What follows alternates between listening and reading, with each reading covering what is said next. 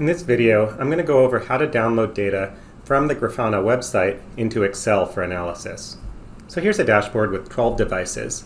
And let's say that we want to download some of this data for analysis, maybe some of this activity data. You can do this directly from the dashboard. And the way that we'll do this is first zoom in on the data that you want to download.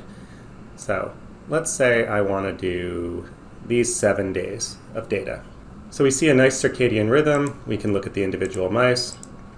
And then to download this data, we're going to click on this little 3 icons, or it may be a little arrow at the top if you have a slightly older version.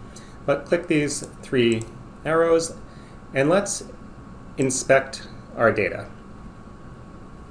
So what we see here is the raw data that we're looking at. And the only thing you have to know is that we're only looking right now at mouse 1. If I click these data options, we can do something a little bit confusing name, but series joined by time, meaning we're going to keep time and look at all of our data series. So we see now we have mouse 1, 3, 4, 5.